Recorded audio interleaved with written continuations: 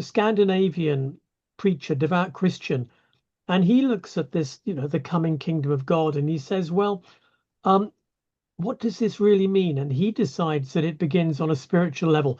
So we don't need to wait around for the kingdom of God to actually come and Jesus to return. It happens in each one of us spiritually. You're watching the Spotlight Network, starring Hollywood's newsman, Logan Crawford. They now believe a single member. He works with TV and film legends. And now, Logan's shining the spotlight on the world's top emerging authors and creators. International were abducted. This is Spotlight with Logan Crawford, streaming on Roku, Apple TV, and Amazon Fire TV. I'm Logan Crawford, and right now on the Spotlight Network, we journey through centuries of counterculture, prophecy, and revolution with an amazing author.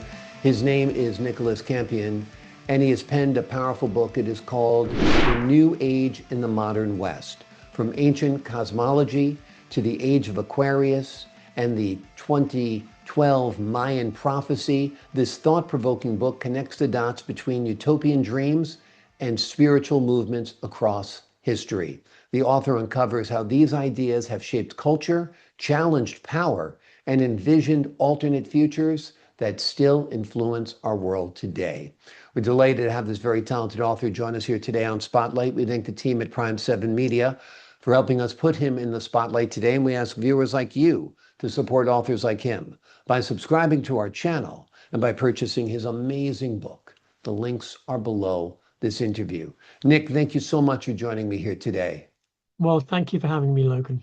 It's a pleasure. You have written quite an insightful book, so it's great to get your perspective on it. What was your impetus to write it in the first place? I'm going back to the 1970s when I was in my 20s, and I noticed that I was mixing with born-again Christians who all thought the kingdom of God was about to come, astrologers who all thought the age of Aquarius was beginning, and I knew a fair number of left-wing socialists who all thought the workers' revolution was coming. And so I began to think they're actually all talking about the same thing. They're all talking about the fact that just around the corner, we're just about to enter a new phase of history that is going to suit them and bring some kind of liberation. How do you define New Age culture in the context of Western history? Well, a New Age, literally, there's a New Age about to come. So the origins really go back to ancient Greek ideas that history moves in cycles, very strongly Jewish and Christian ideas that a Messiah is going to come. So the term New Age begins to be used in the late 18th century, picks up in the 19th century, this idea that we're just about to enter a new, somehow spiritual dimension. And then in the 20th century, people start attaching all sorts of other cultural practices to New Age culture. So we end up with a soup of, where New Age culture includes spirituality, shamanism, Native American spirituality, Aquarian Age, tarot reading, and a whole lot of practices. They're kind of grouped together, and the overall idea is that these are the practices that are going to help people prepare spiritually for the coming era. Absolutely. What role did Isaac Newton and Emanuel Swedenborg play in shaping New Age philosophy? Well, I mean, Isaac Newton is a really, really interesting man. I mean, he's so important in Western science. But he developed an idea that as the stars move, as they do against the background of the sun's position over many thousands of years, then this determines long periods in history of about 2,000 years. He was the first person to write about this. And then the idea kind of just settled for a bit. He wrote a book called The Chronology of Ancient Kingdoms Amended. And then Emanuel Swedenborg, later in the century, interesting man, he, Scandinavian preacher, devout Christian, And he looks at this, the coming kingdom of God, and he says, well, what does this really mean? And he decides that it begins on a spiritual level. So we don't need to wait around for the kingdom of God to actually come and Jesus to return. It happens in each one of us spiritually. And so people married that up with Isaac Newton's idea, and we end up with the idea of this inner spiritual transformation beginning a new period of history. Carl Jung is also very significant to the evolution of New Age thought, right? Yeah, Carl Jung, so a colleague of originally of Sigmund Freud, great, very influential psychologist. He also looked at the shift of the constellations and decided that history was moving from the age of Pisces, the fish, into the age of Aquarius. And so he looked at history, and he looked back 2,000 years, and he saw fish symbolism everywhere, including associated with Christianity. And he said this was evidence people understood we were entering the age of Pisces, that was an age of religion. And now we're going to enter the age of Aquarius, which is an age of humanity, when human beings will see themselves as the center of the universe. Doesn't seem like we're at the dawning of the age of Aquarius, to paraphrase a song. It doesn't seem like a time of peace. It doesn't seem like a time of enlightenment, right? I personally, I agree. I mean, I see all there's like a family of prophecies here, which I see as perpetual prophecies. So what they do is motivate people. Now, some people are going to look around at the state of the world right now and say it's chaos, and this is the chaos that happens before the Great Enlightenment or the spiritual New Age. But the way I see such ideas happening in their role is that they motivate people to act. Okay, so you think that the future era is coming, you work for it. You evangelize for the gospel. Marxists used to try and promote the communist revolution, and spiritual New Agers try and evolve spiritually so that they can prepare. So it's a way of encouraging action. The 1960s counterculture did seem like it was the dawning of the age of Aquarius. There we were finding people who were seeking peace, who were seeking enlightenment.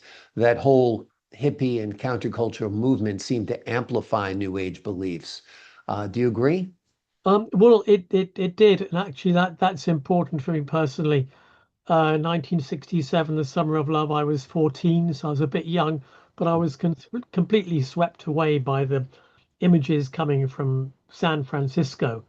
I just thought this is wonderful, marvelous. So this is one thing that took me on my journey for investigation of such ideas. But yeah, and a few of the influential people that galvanized the summer of love and the events in San Francisco were themselves people who thought that the age of Aquarius was coming, and their mission was to launch events like there was one called, the Great Human Being in Golden Gate Park. This was the dawning of the age of Aquarius, and yeah, it really, really excited people. Yeah, there was even a song, as you know. The famous song, that's right. Yeah, without a doubt. Talk to us about utopianism and how it's tied to the idea of prophecy and historical crisis.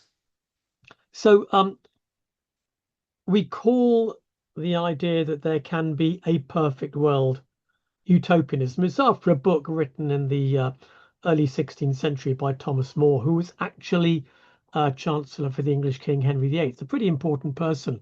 So he envisaged a perfect society he called utopia. So now wherever people think of something perfect, how we can live if people were peaceful and everything was well organized, that's utopia. So it never quite happens, but there's many examples of people who've tried to form utopian communities, particularly actually in the USA. Very popular in the US. You've got people who can, move to places, plenty of space, form a community. Some great examples. They tend to come unstuck because people are people, and eventually, human nature gets the better of these attempts to create perfection. Absolutely. Why do you feel the West has been so captivated with predictions of a golden age? Oh, it's something psychological. I mean, if we knew why, we'd have a great clue about the way, the way we are. I mean, it's not exclusively Western. So the Indians have ideas of some, great long periods of history, but for some reason, these ideas got locked first of all into Judaism. So the idea of the coming Messiah, and then Christianity, and the future coming of Jesus. So they somehow kind of locked into our culture, and it's Hmm. very difficult to escape them. We kind of almost grow up with them, and they've taken on different forms, like the prediction of the communist new era and so on. And almost every different Christian group had their own version. So it's almost like they're written into our culture. What do you hope readers take away from your book? I think they should take away the idea that uh, these predictions of the future aren't going to happen. We're not going to be saved by some great turning of the planet or some great spiritual awakening. So therefore, we have to do the work ourselves and live a better life, live an honorable life, care for others, try and make a better world, but not expect some great salvation. So for me, it's a matter of accepting personal responsibility. Many ways would you say you're an existentialist? I might do. I kind of resist too many labels, but I like the term phenomenology or phenomenologist. Okay, so what phenomenologists do is they look at the phenomena that are in front of them. Look at the phenomena. Okay, what have you got in front of you? Look at the evidence. So put aside great ideologies and great theories. Look at what's in front of you. How's it working? What you can do with it? You know. So look at the world very closely and try and understand it. I think that's where I would position myself. Absolutely. Do you feel New Age thinking is still relevant in today's political and cultural climate? I just heard a news report that the United States has nuclear submarines in strategic positions now, positioned against Russia. I mean, what's going on in this world between the Middle East and in Europe is quite frightening. Well, I saw that news as well. I thought, oh no, this is kind of like we're going back 60 years. Yeah. Um, but I think, as a culture, the idea of the spiritual new age is still very strong. It may not be hitting the headlines, but there's huge numbers of people involved who think that somehow, the answers to the world's great problems lie in spiritual self-development. I mean, I don't disagree with the idea of, you know, inquiring within and into one's spirituality. So I think the culture is still huge. Um, and let's hope that these the current geopolitical tensions are coming to a peak and then fade away like they did after the 60s. Because if we look back to the 60s and the counterculture, of course, that was wonderful. But what else was happening? The Cold War was at its peak, Vietnam, and so on. So it's never either all good or all bad or all peace or all war. It's complicated. Yeah, it is complicated. It brings me back to the John Lennon Beatles song Imagine.